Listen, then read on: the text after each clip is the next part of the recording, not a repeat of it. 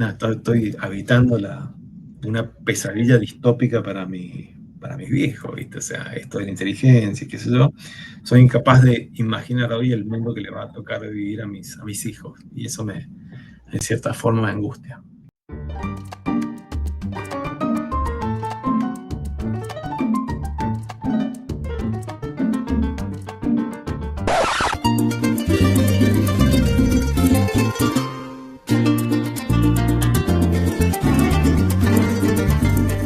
Hola, hola, mis queridas amigas, amigos. Les saluda su querido y adorado Greg Max 33 en un nuevo programa, en una nueva cita, en un nuevo encuentro de entre mates y arepas. Y sí, hoy viernes 12 de diciembre estamos en la segunda semana del mes de diciembre y vamos a tener un programa realmente importante y relevante el día de hoy porque vamos a estar hablando de la injerencia de la inteligencia artificial en el plano de lo electoral.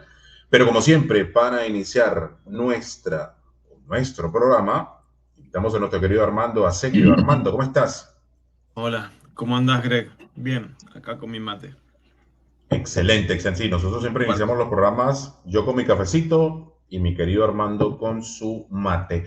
Y pues sí, hoy vamos a hablar de un tema que es realmente importante y que se nos está metiendo entrecolado. Y tuve la oportunidad de estar en una entrevista de radio hace unas 2 semanas y media más o menos, donde se habló sobre este tema y a mí me quedó calado dentro de lo que es, ahí me quedó dando vueltas en la mente, y es el hecho de hasta qué punto la inteligencia artificial está entrando dentro de lo que son los procesos electorales. Entonces, como siempre, para iniciar nuestro programa, le damos el pase a nuestro querido Armando Asenio. Armando. no, mira, sí, antes de empezar, viste, directamente con cuestiones más técnicas, yo hace tiempo, mucho tiempo, era columnista de un diario de San Juan, viste, y escribí en 2017 por ahí un artículo que se llamaba La algocracia o la aplicación de algoritmos matemáticos complejos para la predicción de futuros escenarios políticos.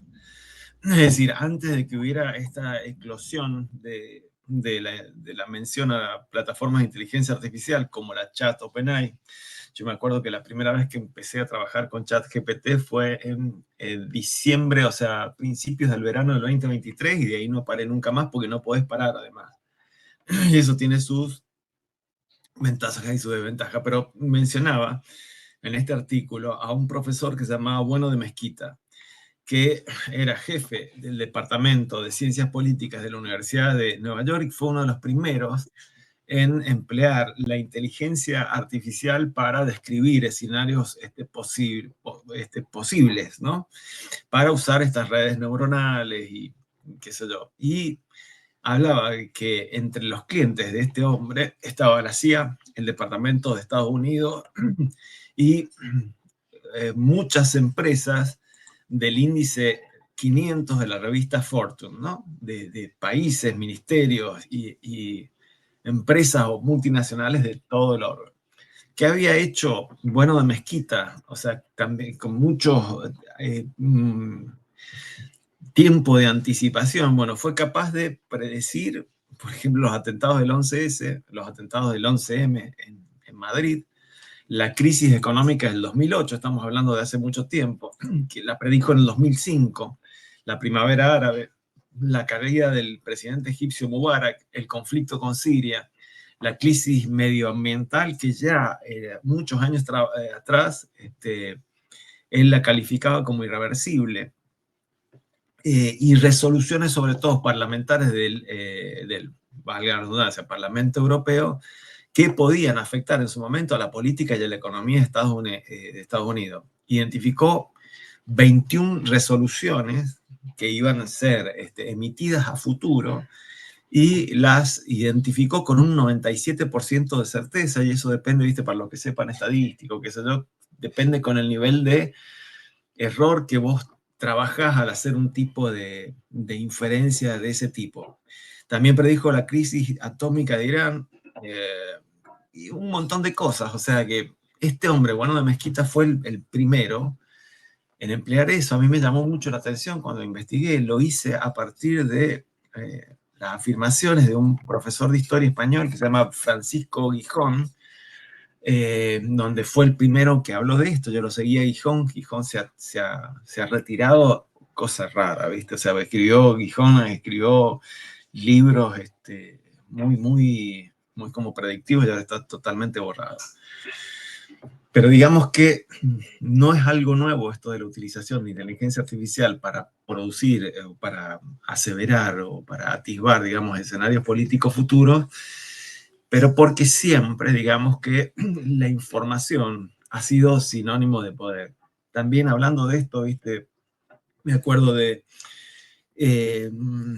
un libro que salió a principios de los años 90, escrito por Alvin Toffler. Alvin Toffler fue un sociólogo, un economista, creo que sociólogo norteamericano, que escribió un libro muy famoso que se llamó La Tercera Ola, donde narra los cambios o los puntos de giro en el desarrollo de la humanidad a través de advenimientos tecnológicos.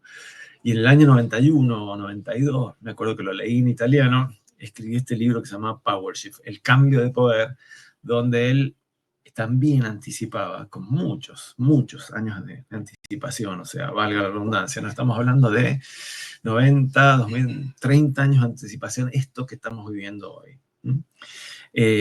Dijo esto, o sea, la información siempre ha sido por él, pero hoy el que tenga la información, el que detente la información, va a detentar el poder. Lo concreto, lo curioso de hoy es que este poder hoy no depende exclusivamente de la inteligencia humana. Está migrando paulatinamente hacia algo más frío, más veloz, más despiadado, diría yo, que es la inteligencia artificial. Es decir, que no estaríamos de frente a una herramienta más, estamos de frente a un nuevo actor capaz de procesar millones de datos, de predecir conductas, de influir sobre emociones, de alterar elecciones, antes de que los votantes siquiera sean conscientes de ello. O sea, la inteligencia no piensa, no siente, no vota, pero decide. Si somos rigurosos, los primeros indicios no fueron evidentes, se remontan al 2008, concretamente a la campaña de Barack Obama, antes de ellos a la campaña de Sarkozy en Francia. Digamos que la misma consultora que le hizo la campaña a Obama en el 2008 fue la que le hizo en Francia la campaña a Sarkozy, pero no tuvo tanta repercusión como la de el presidente Barack Obama. Pero digamos que empezaron a usar análisis de datos masivos para segmentar electores y para optimizar mensajes. En eso, viste, yo he estudiado mucho la campaña de Obama y fueron, si vos te pones a pensar lo que hizo esta gente en el 2008, fueron como pioneros. Y ya en las elecciones del 2012, esta misma gente usaba modelos predictivos con bases de datos cruzadas para tratar de adelantarse lo que iba a ser el comportamiento social y la toma de decisiones de voto. Pero digamos que el punto de inflexión en toda esta cuestión de utilización de inteligencia artificial o de información para la toma de decisiones electorales fue en el 2016, en la campaña de Donald Trump y el escándalo de Cambridge Analytica, que mostraron al mundo cómo la manipulación emocional automatizada ya era una realidad. Para los que no sepan, Cambridge Analytica era una consultora política que utilizó datos obtenidos sin permiso de más de 87 millones de usuarios de Facebook, principalmente entre 2014 y 2016, para construir perfiles psicológicos muy precisos del electorado estadounidense y de otros países. Con esta información, después se diseñaron campañas de microtargeting emocional, adaptando mensajes políticos para explotar temores, perjuicios y deseos individuales de cada segmento, y a partir de ahí decirle a cada segmento lo que cada segmento quería escuchar. No eran, en este sentido, no se trata de robots votando. Era la inteligencia artificial identificando los miedos de millones, diseñando mensajes a medida y empujando la opinión pública con una eficacia que ningún estratega clásico había podido igualar hasta la fecha. Desde entonces, o sea, desde ese entonces, 2016, menos de, no sé, el año que viene se cumplen 10 años, la inteligencia artificial no ha salido de las campañas políticas. Ha entrado en los parlamentos, en los gabinetes, en los discursos, y la gran pregunta no es si debemos usarla. La verdadera pregunta es quién controlará y quién la controlará y con qué propósito. Porque en esta nueva arena, el que no domine esta máquina, será dominado por aquellos que sí lo hagan. Entonces, nada, eso. Yo me acuerdo, o sea, el 1 de mayo de este año, fui convocado por un partido político aquí en la Argentina para dar una charla. Viste que yo me dedico al marketing político.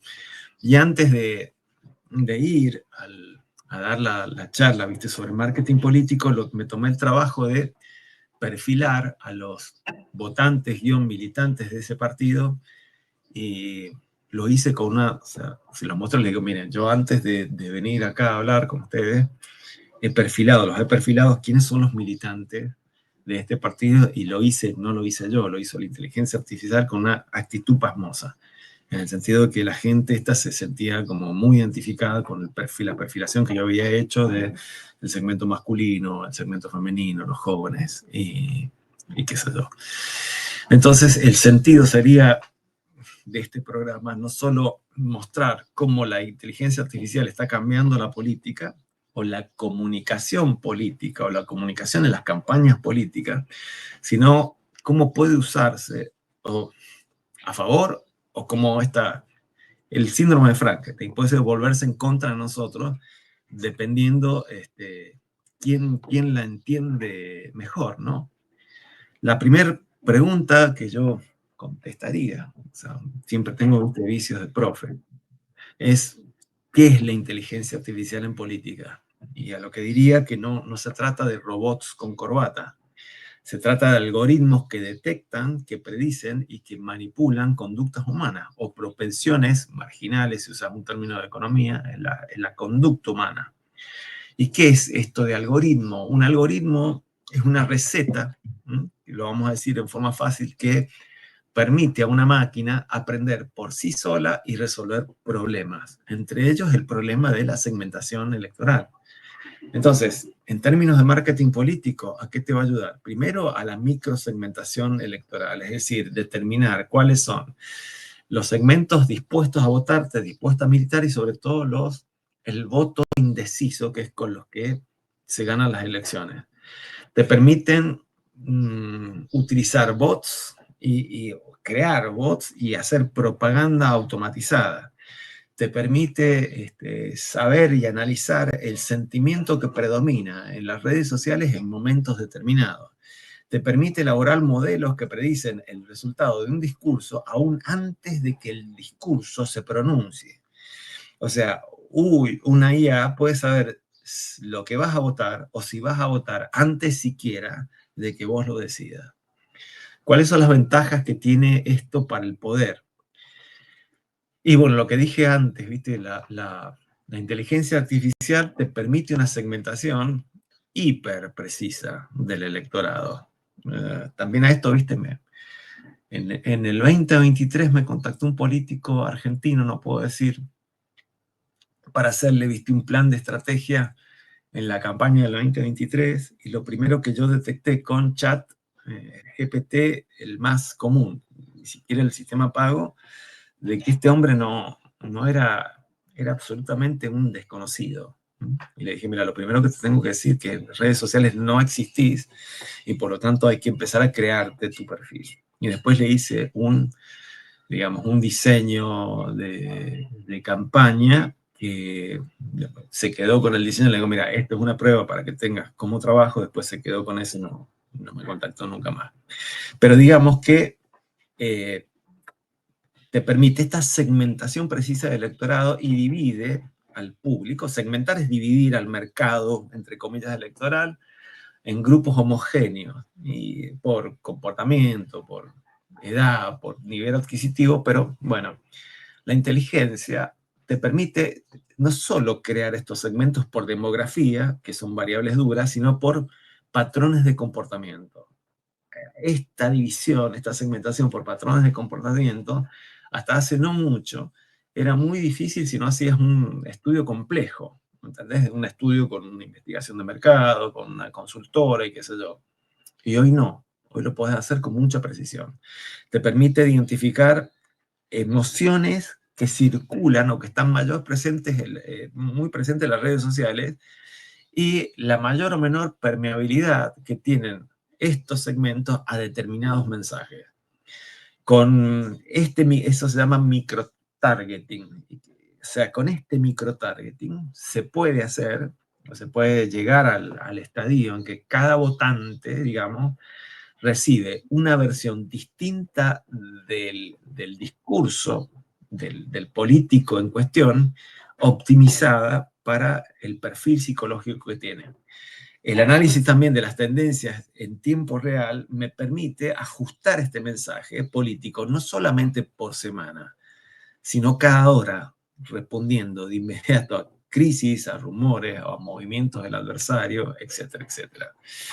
Entonces, esta automatización de la propaganda política multiplica la presencia, digamos, digital sin necesidad de grandes equipos humanos. O sea que miles de bots, los que se llaman bots, con cuentas falsas y videos generados por IA, pueden inundar la conversación pública en minutos en las redes.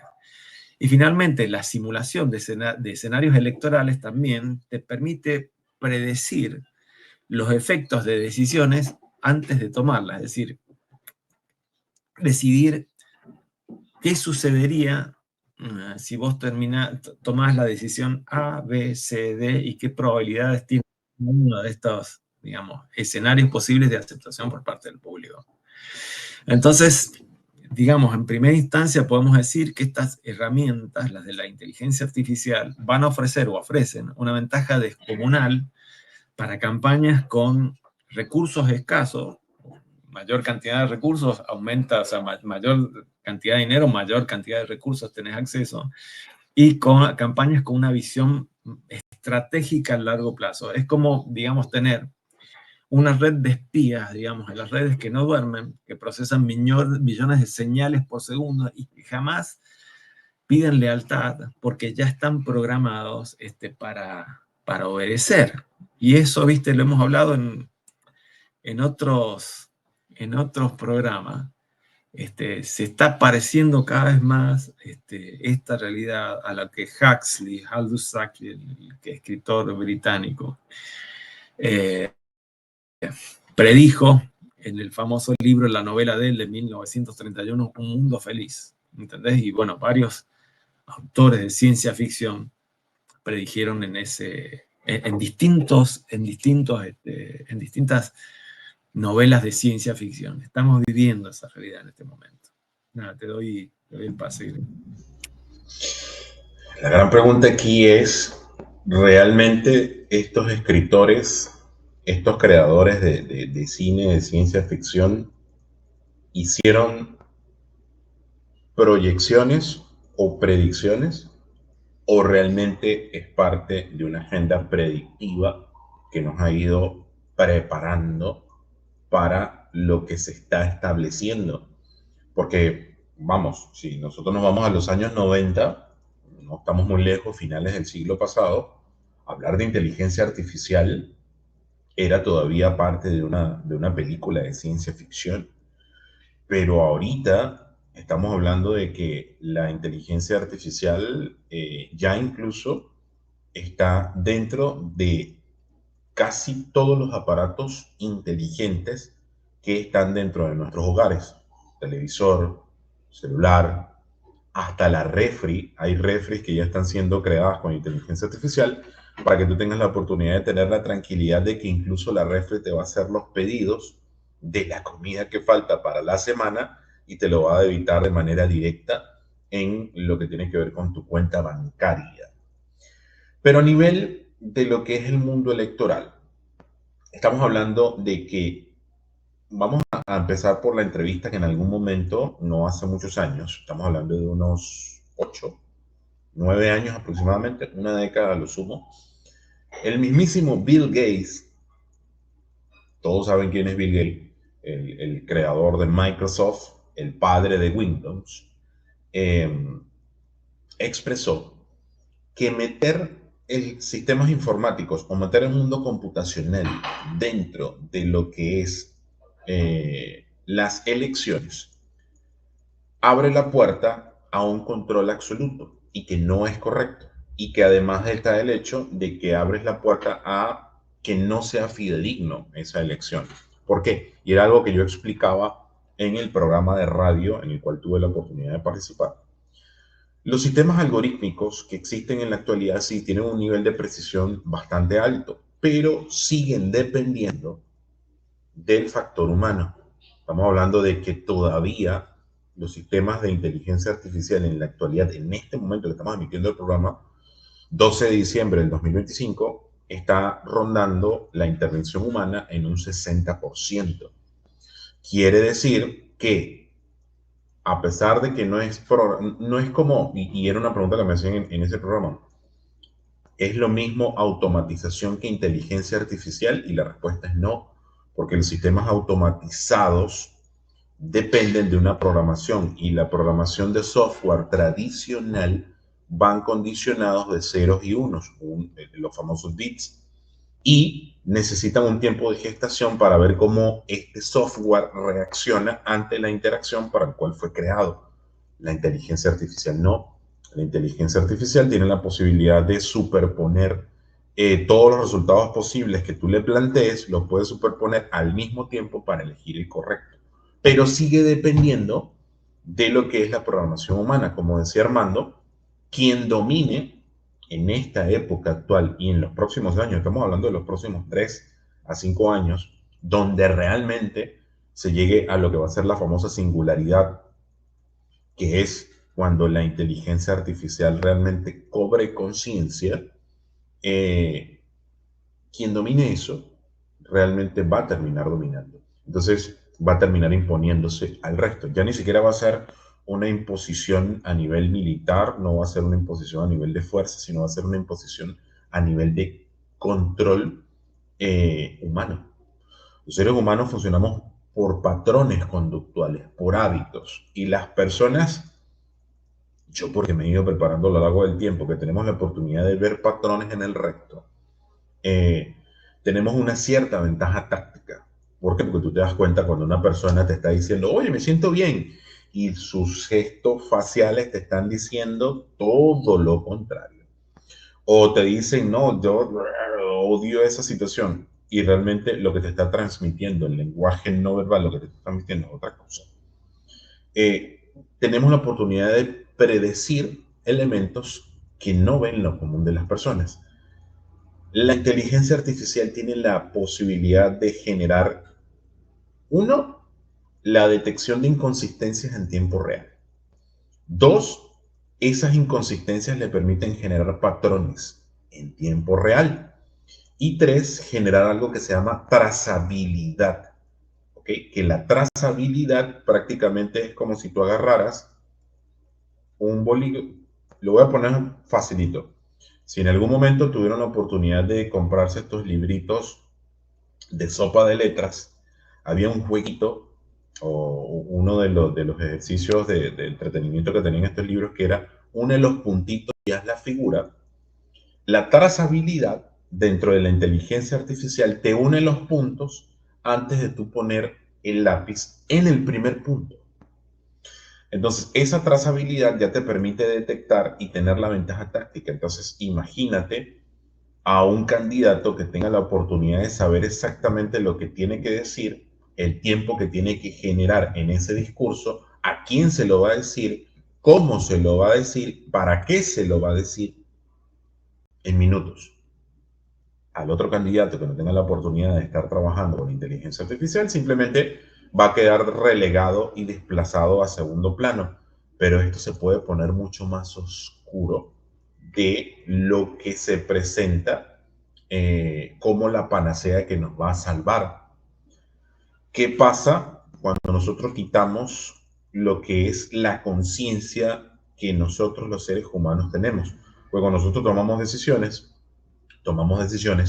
en base a valores, a metaprogramas y a experiencias previas que nos hacen generar ese patrón. Pero hay un condicionamiento que lo hace humano.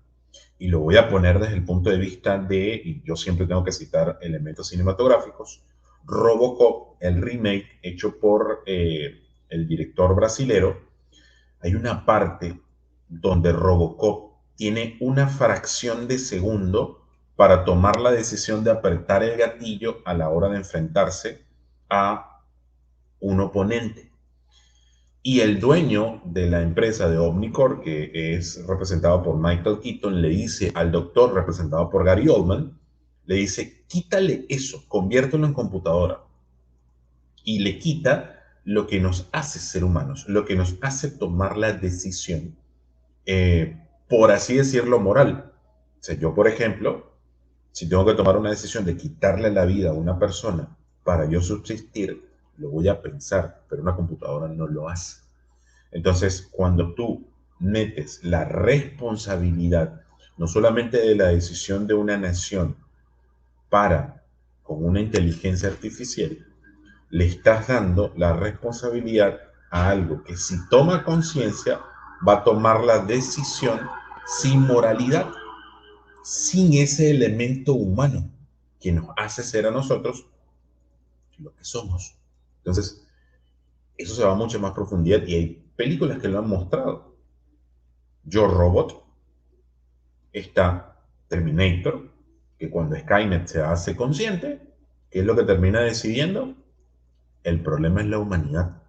Entonces, si la inteligencia artificial cuando genera esa trazabilidad detecta en el campo electoral que el candidato más idóneo para ganar las elecciones es aquel que es el más extremo y no el que es más conservador, entonces se los dejo a su imaginación. Vamos a terminar este pase y darle el pase a mi querido Armando. Armando. Wow, o sea, he estado pensando mientras vos decías eso, por informaciones que se han filtrado, ¿no? De la guerra ruso-ucraniana, sea de un lado que del otro del frente, se han tomado decisiones a través de la inteligencia artificial con los parámetros que vos estás diciendo, Greg. O sea, se le dan escenarios posibles de desenvolvimiento de la guerra, y la inteligencia artificial toma decisiones sin tener en cuenta ningún parámetro humano, digamos, por decirte, ¿no?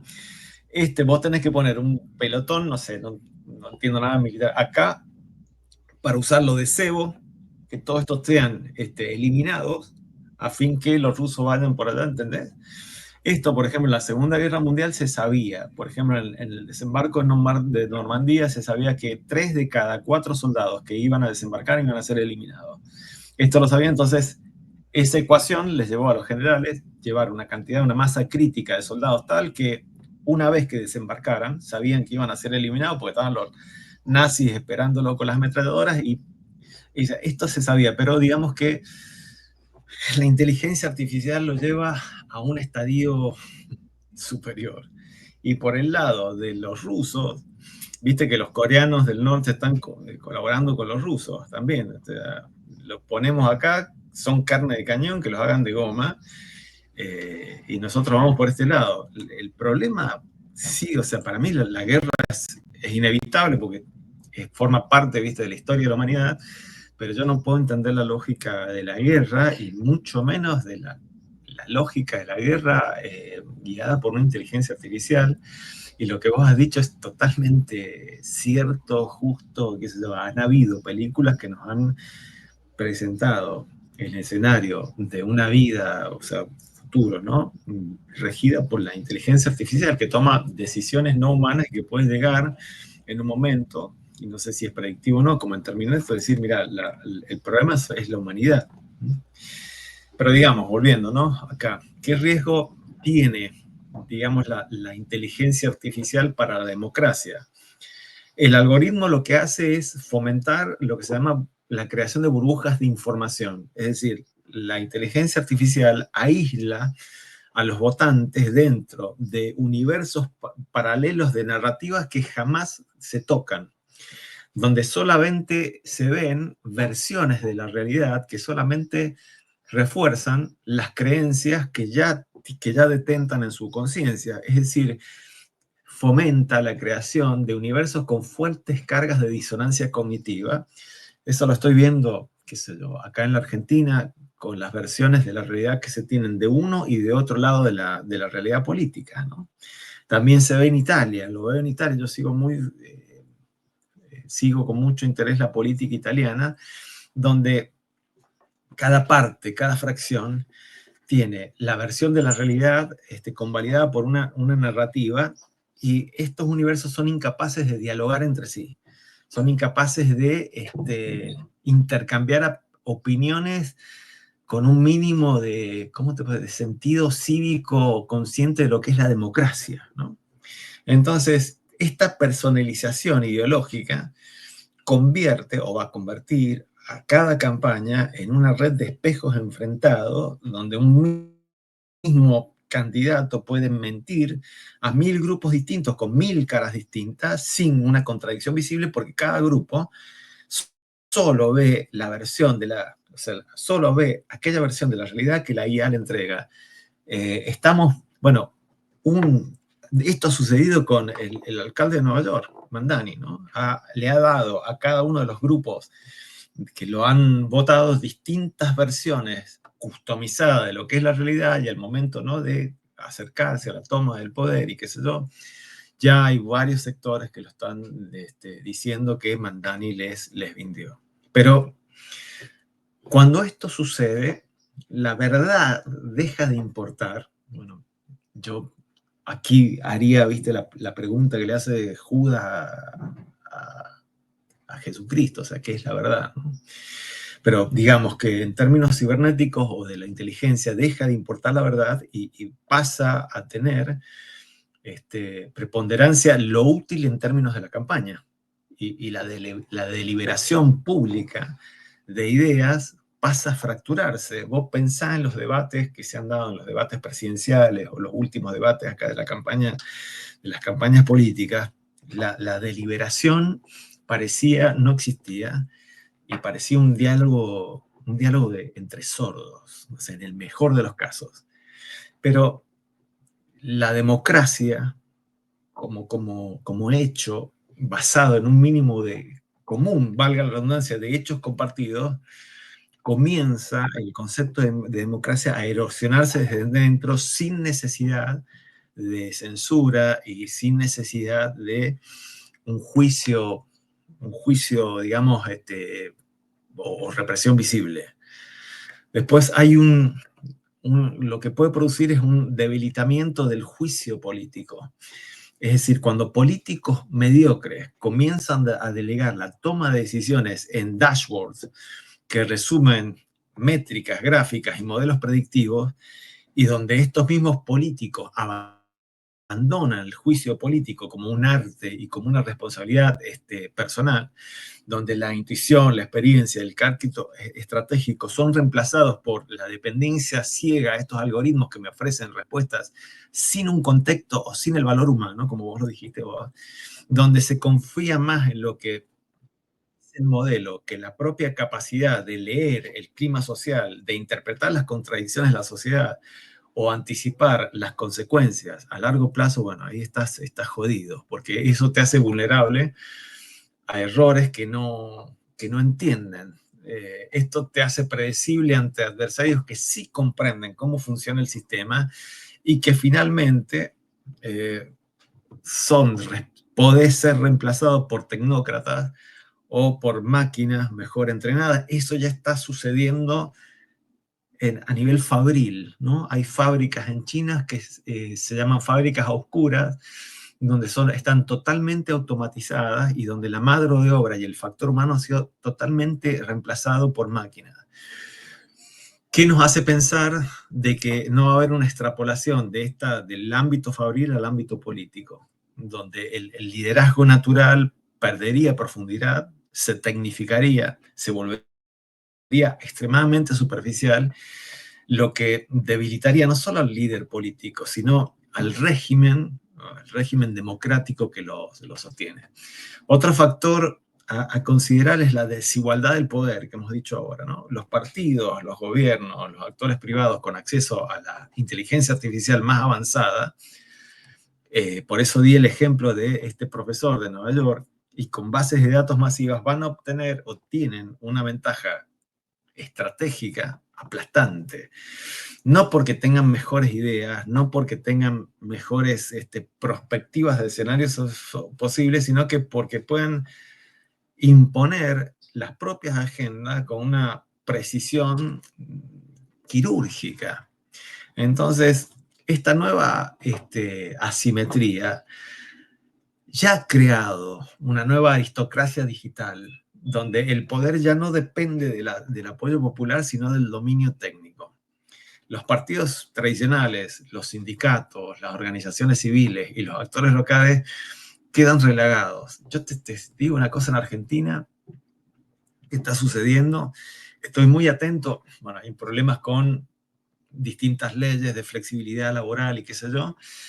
Y los sindicatos de la Argentina, no encuentro ninguna agenda de ningún sindicato argentino que tenga en la plataforma de propuestas o en la plataforma la existencia o que visibilice el peligro, entre comillas, de la inteligencia artificial como gran devoradora de puestos de trabajo. Yo no sé si eso deviene de la ignorancia de algunos sindicatos, de algunos sindicalistas ante el hecho de lo que significa la inteligencia artificial, o porque responde a, como te digo, quién paga, a quién le conviene, a una voluntad superior que diga, mira, vos te tenés que callar, toma esta cantidad de guita. La IA, en este sentido, digamos que no democratiza, o sea, precisamente el poder. Lo concentra en manos de quien saben explotar esta inteligencia artificial, aumentando la brecha que existe entre las élites tecnológicas y los actores que aún dependen del contacto humano, del territorio o de la política directa. Si me apuras en una conclusión, digamos, de esta primera parte, ¿no? Si no usas la inteligencia artificial en política, sos presas de un sistema asimétrico de posesión de información estratégica. Estás expuesto a que otros moldeen la conversación, a que otros dirijan la agenda, que otros controlen los marcos de percepción sin que vos siquiera lo notes. Si lo usás mal, sos un títere. Te volvés dependiente de una máquina que no comprende el poder, lo que hemos estado hablando antes, sino que lo ejecuta decisiones sin una pizca de piedad humana. O sea, te podés convertir en un operador pasivo de tendencias, si sos líder político, sin ninguna iniciativa y sin ninguna visión. Generalmente la visión en política se asocia a responder a la pregunta, ¿dónde vamos a estar nosotros como pueblo, como nación, de aquí a 5 años vistas en el tiempo? Eso no existe, dejaría de existir. Pero digamos que si domináramos, o si vos como político dominás la inteligencia artificial, gobernarías, digamos, sin oposición posible por un tiempo. O sea, la pregunta es, ¿qué sostenibilidad tiene? O sea, la inteligencia me marca hoy distintos escenarios posibles de acción. Yo me defino por un escenario posible, un camino de acción política posible, porque me lo marca la inteligencia artificial. Bueno, ¿qué sostenibilidad tiene esto a lo largo del tiempo? O sea, porque tarde o temprano el escenario se va a modificar y no tenemos que dejar de pensar que somos terriblemente humanos. Además que la historia humana no registra invulnerabilidades permanentes. Lo que hoy te permite conquistar, mañana puede ser una trampa política que te encierra. Y quien gobierna con una herramienta que no entiende, y es probable que se cumpla, ¿no? el síndrome de Frankenstein, o sea, que la inteligencia se vuelva en contra de aquellos que la aplicaron, ¿no? Que la creación el creado se vuelve en contra del creador. Nada, te doy pase. A mí es un tema que me llena de, como de desahuciar. Te digo, yo estoy asesorando, no puedo decir, viste, a un político argentino, y le dije hace poco, mira, mira, gordo, lo que te digo es contraintuitivo. La inteligencia me está marcando estos caminos, pero lo que te voy a decir es contraintuitivo.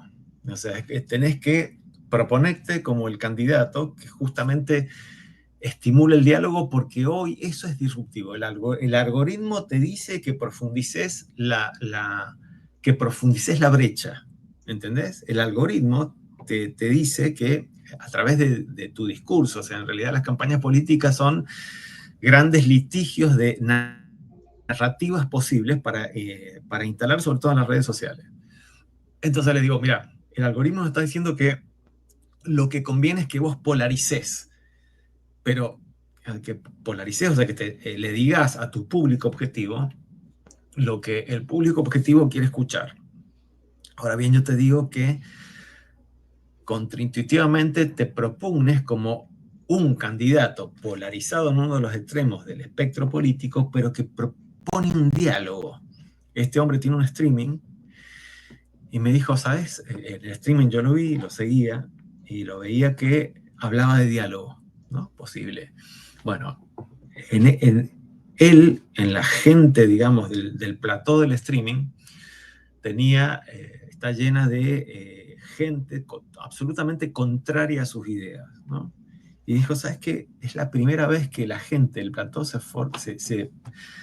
pone más, o sea, más susceptible y más permeable al mensaje que le estoy diciendo, que es un mensaje de diálogo. Es decir, no estoy de acuerdo con lo que estás diciendo, pero estoy dispuesto a dar mi vida porque tengamos la posibilidad de expresarlo. O sea, que tengamos la libertad de poder expresarlo, que es algo viejo, ¿viste? Acá lo dijo uno de los padres fundadores de la Argentina, que fue José San Martín, ¿entendés? O sea, no estoy de acuerdo con lo que estás diciendo, para nada, pero estoy dispuesto a dar mi vida. Y es profundamente humana, esta aseveración.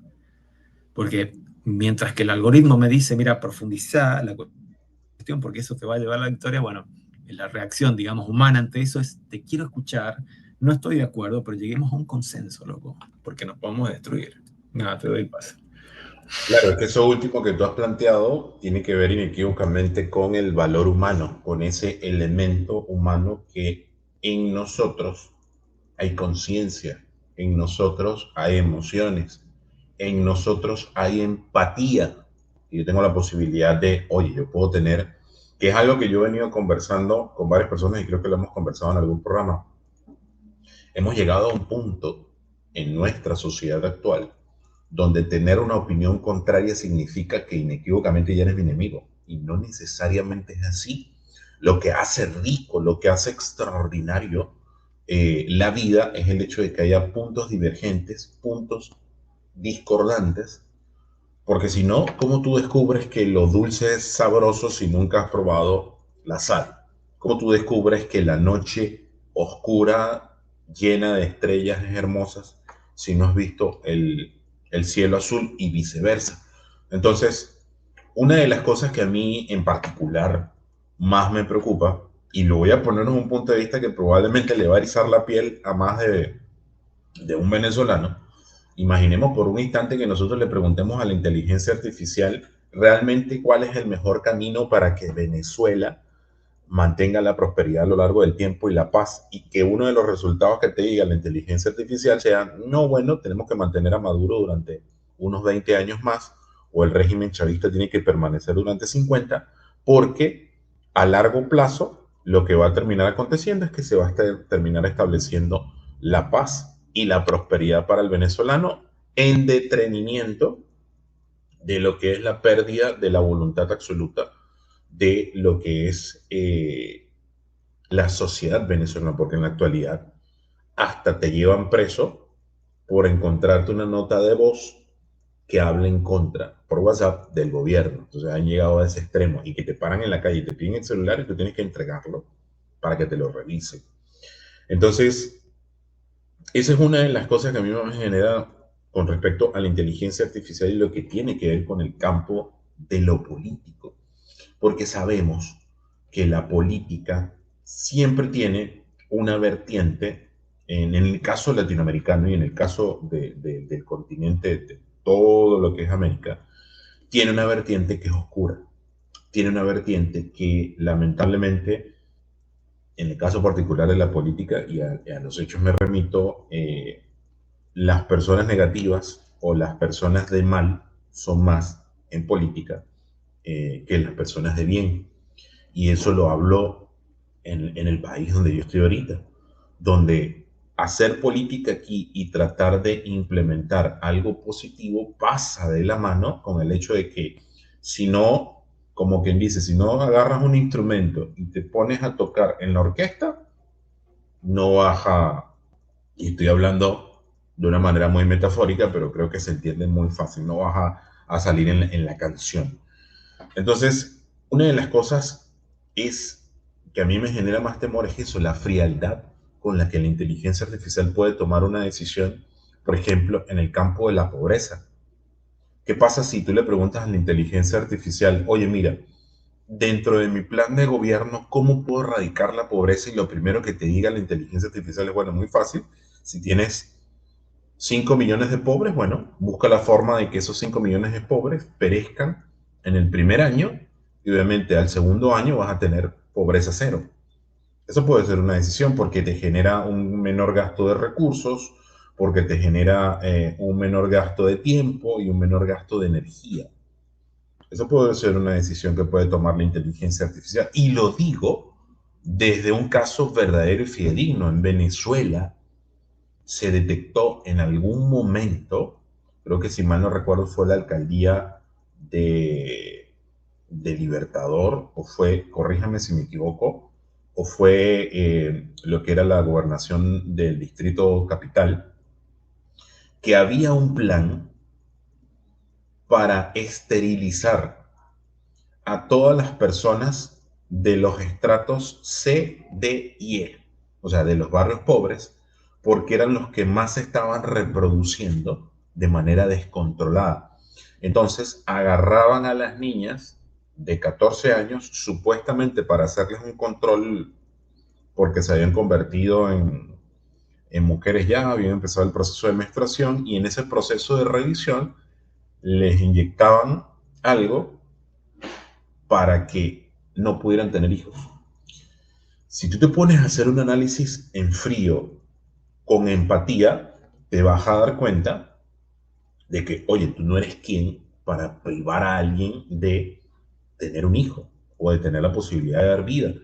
Pero si haces un análisis desde el punto de vista y sacas el factor humano, te vas a dar cuenta de que dices, bueno, pero es que si yo no controlo este proceso se van a seguir reproduciendo y voy a tener más indigentes en la calle, voy a tener más gente pobre, voy a tener probablemente más delincuencia, voy a tener un mayor gasto de recursos económicos a nivel del Estado porque yo voy a tener que subvencionar a estas personas para que puedan tener acceso a la comida, para que puedan tener acceso a lo que es una vivienda, para que tengan el acceso a hacer vida.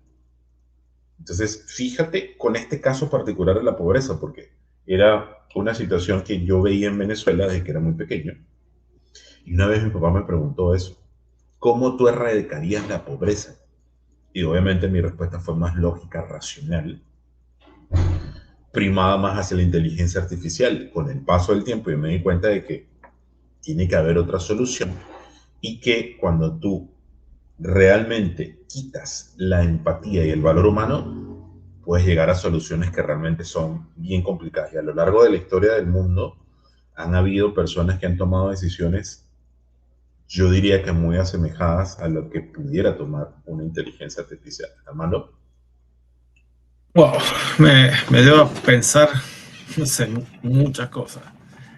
Creo que estamos, bueno, muchos comparan, viste, el advenimiento de la inteligencia artificial ahora como la tercera revolución industrial. No sé si llamarla industrial porque implicaría modos de producción industrial. Correcto.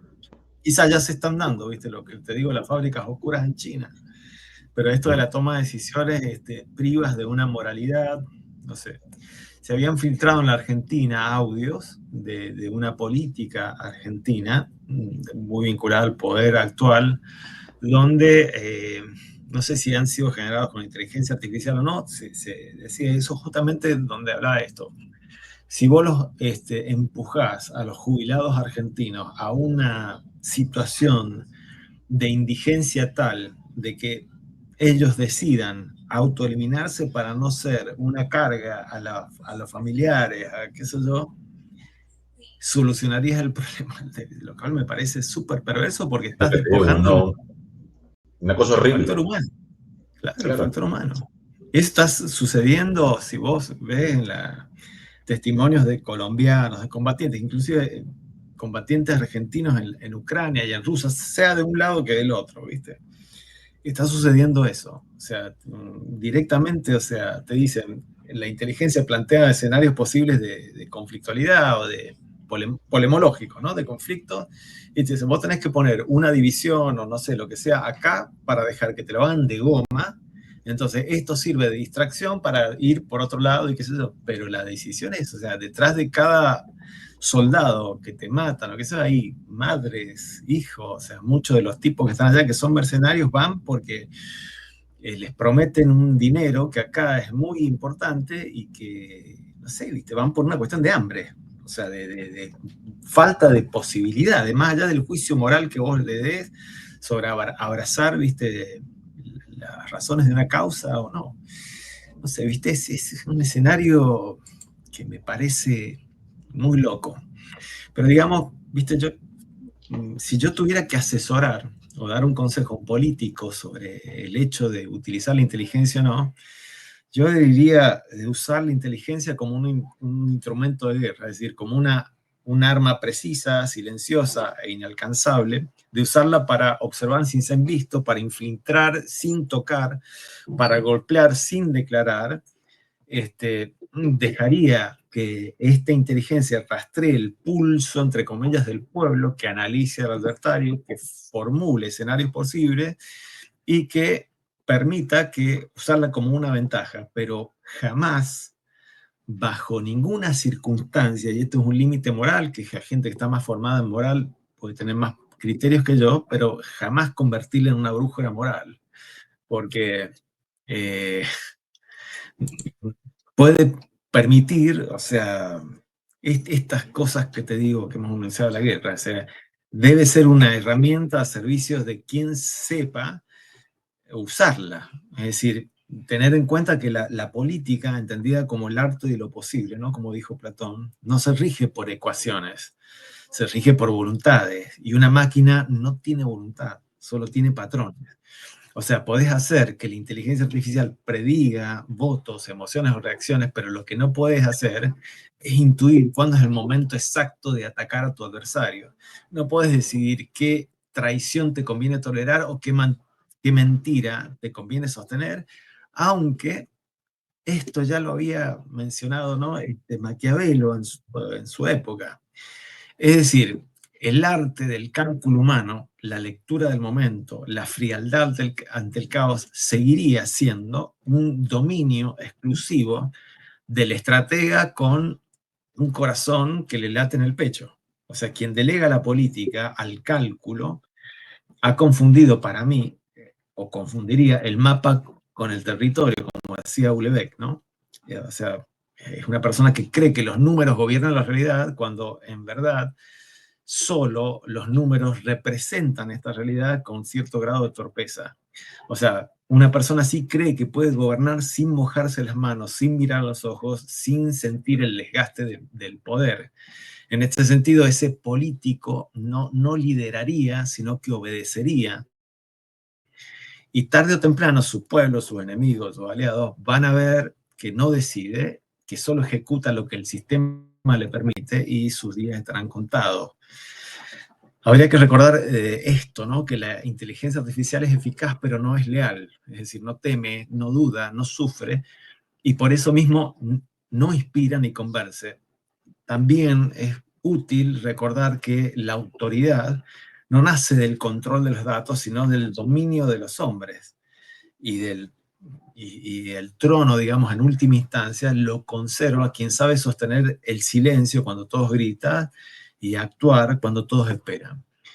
En este sentido, la inteligencia artificial puede ayudar a conquistar, pero solamente el político puede sostener el trono. Y si no lo hace con sangre fría, juicio propio y resistencia absoluta, iba a terminar convertido en un títere de la herramienta que has creído conquistar. En este sentido, la inteligencia no es una herramienta del futuro, es el nuevo campo de batalla del presente. Es decir, no estamos hablando de innovación tecnológica como la época del profesor de la Universidad de Nueva York. Estamos hablando de un escenario de guerra invisible cuando, o sea, cuando hablamos en términos políticos de una elección cívica normal, o sea, de Mandani en Nueva York, pero visible cuando estamos hablando de escenarios políticos conflictuales como la guerra ruso-ucraniana, donde se decide el poder, o sea, donde cada algoritmo jerarquiza un mensaje en detrimento de otro. Cada predicción moldea un tipo de campaña en detrimento de otra, donde cada imagen generada, cada chatbot que responde a un candidato, donde todos son soldados en una guerra que ya ha empezado. No es que está por empezar, ya ha empezado. Y ahí es útil recordar que las batallas de hoy no solo se libran en los parlamentos o en las plazas públicas, se están librando, y esto le cuesta mucho a los políticos de la vieja escuela, que hoy las batallas se están librando en las plataformas digitales. Los políticos de la vieja escuela argentina todavía no entienden eso, y los que lo han entendido hoy están en el poder y siguen conservando el poder a través de discursos que bajan por las plataformas digitales. O sea, las batallas se libran en estas plataformas, en los dashboards de los estrategas, en los silencios que sugieren un modelo de lenguaje determinado, en las emociones que disparan una imagen sintética. Y lo más peligroso es que muchas de estas batallas se libran sin que el votante siquiera sepa que está siendo parte de una ofensiva calculada. Es decir, que la inteligencia artificial es el nuevo campo de batalla, como nuevo campo de batalla, no es una metáfora dramática, es una constatación táctica. El poder simbólico, el control de narrativa, la manipulación emocional, la destrucción reputacional, la polarización, la movilización masiva, están siendo codificadas, automatizadas y lanzadas a una velocidad digital suprema, diría yo. O sea, quien domine este campo no va a solo influir en la conversación, puede determinar inclusive qué conversación es posible, qué conversación es plausible. De hecho, vos estás diciendo, en Venezuela te detienen, te identifican un tipo de contenido en el celular que vos has criticado al gobierno, te detienen y dice, dame el teléfono, en el mejor de los casos, ¿no? Porque es lo que, teniendo en cuenta el poder de control del gobierno venezolano, el mejor de los casos es dame el teléfono. No quiero imaginarme el peor. Entonces, la charla, entonces no se trata de cómo usar la inteligencia artificial en campaña, se trata de cómo sobrevivir, de cómo conquistar, de cómo mantener el poder en un entorno donde los datos reemplazaron a las balas, donde los algoritmos han reemplazado a los espías y la narrativa digital ha reemplazado el discurso tradicional. En este campo, el que duda pierde y el que no entiende el mapa ya está rodeado. En este sentido también, digamos que los algoritmos nunca son neutrales, son filtros con intereses muy precisos. Esta frase es el corazón de una verdad incómoda que muchos estrategas políticos se niegan a asumir. O sea, cada vez que vos delegás una decisión comunicacional a una inteligencia artificial, estás aceptando un conjunto de reglas que vos no diseñaste, una jerarquía de valores que vos no has decidido y un sistema de polarización que responde a objetivos totalmente ajenos, normalmente los objetivos de la plataforma que te aloja la inteligencia.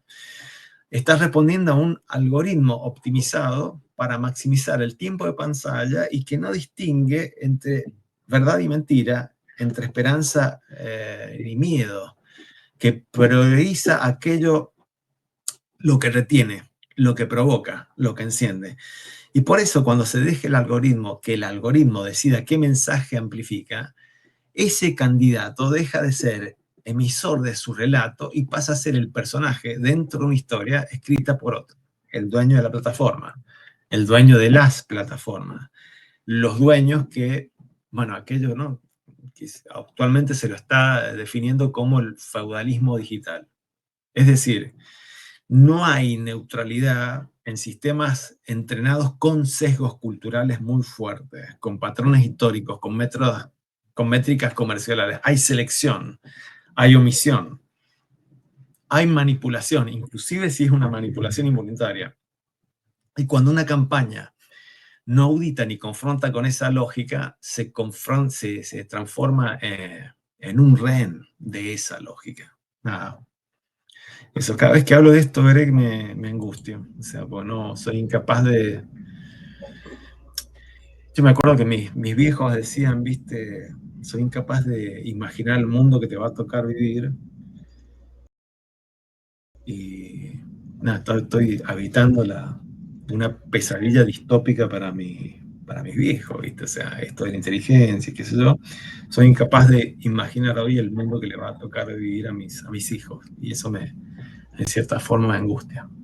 Y no solamente por el hecho de que hay un elemento de vertiginosidad con el cual se hace presente ese futuro, porque ya lo tenemos ahí, no estamos hablando de cuando nuestros viejos nos veían chiquitos y nos decían, no, en 40 años, en 50 años, el mundo que ustedes van a vivir va a ser, no, esto va a ser 3, 5 años, o sea, yo creo que hasta menos. Y era algo que yo planteaba, por ejemplo, con el hecho de que se dice que en el mundo del cine, dentro de 3 a 5 años, ya cuando tú llegas a tu casa, el Netflix que nosotros conocemos, el Amazon Prime, el HBO Max que tú vas a ver, ya no va a tener contenido creado por humanos, sino que tú le vas a llegar, tengo una hora, pido la película específica, le doy las directrices, me voy a bañar y cuando regreso ya tengo la película. Entonces, eso es una situación que tú tocas decir algo que vamos a ser rehenes probablemente de esta inteligencia, pero ¿qué pasa si ya lo somos? Porque si tú te pones a revisar el mundo que nosotros tenemos a nuestro alrededor, está condicionado y está asignado a que tú reacciones a ciertos estímulos.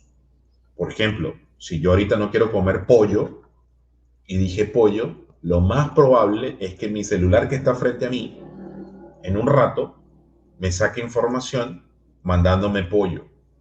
Y cuando yo salga a la calle, empiezo a oler pollo porque ya estoy condicionado a. Entonces, ese tipo de situaciones ya están aconteciendo. Y entonces en el campo de lo que es el poder, lo que es la política, lo que es lo que dicta nuestros destinos dentro de lo que es el funcionamiento de la sociedad, esto es una situación que a mí me genera profunda poca esperanza, por no dar otro término, porque Pero digamos que los líderes futuros, Greg, van a tener que saber bailar con esa actriz. O sea, si la inteligencia, los otros días mi jefa, ¿no?, en la facultad me dijo, yo le dije, la mina me dijo tal cosa, la mina por inteligencia, ¿no? Le consulté a la inteligencia artificial qué debería hacer. Le dije, la mina me dijo tal cosa, has decidido que es mujer. Le digo, sí, porque la inteligencia en español es femenino. Pero digamos que todos los líderes del futuro van a tener que saber bailar con esta mujer, ¿no?, con esta mina. Yo no sé si es bueno o malo, es inevitable. Es inevitable. Lo que no deberías sacarte como líder, digamos, es el factor humano, lo que te digo yo. O sea, el factor humano detrás de cada decisión óptima, si se quiere, hay seres humanos que comen, que son papás, que son mamás, que son hijos, que aman, que eso no hay que olvidarse. Yo soy profundamente humanista. Por eso te digo, en el consejo que yo le daba al gordo, a este político, mira, decía, es contraintuitivo esto, porque la inteligencia me está diciendo que vos tenés que profundizar el discurso de odio, supongamos. No se le llama discurso de odio a eso. Pero tenés que proponerte como aquel que propone el diálogo porque realmente lo sentís, no porque te lo diga yo, sino porque realmente sentís que tiene que haber un diálogo en la sociedad y el tipo estaba de acuerdo, ¿me entendés? Pero no es el camino propugnado por la inteligencia. Nada de eso, Greg. Nada, yo para cerrar definitivamente decir que si le sacamos el factor humano a los elementos importantes que nos hacen como sociedad y que le da sentido a esta vida, y se lo entregamos a la inteligencia artificial cuando cobre conciencia, el futuro no va a ser nada bonito. Pero bueno, ya para finalizar hemos llegado a la hora. Agradecer a todas las personas que han llegado a esta parte de nuestro programa. Si es tu primera vez en el canal, por favor, suscríbete si te ha gustado este contenido, porque tenemos muchos programas interesantes. Estamos terminando el año 2025, que es nuestra primera temporada. El próximo programa va a ser el programa número 40. Estamos cerca de Navidad. En el próximo programa vamos a tener una entrevista bien potente, bien poderosa, y que probablemente nos ayude a entender un poco más todo esto del valor humano y la esencia de nosotros en esta vida. Así que nada, invitarlos a que estén próximos, a que estén atentos al próximo programa la próxima semana. Como siempre digo yo, para despedirme, que Dios me los bendiga, que el universo me los llene de amor. Namaste. Mi alma saluda a tu alma y nos vemos la próxima semana. Namaste.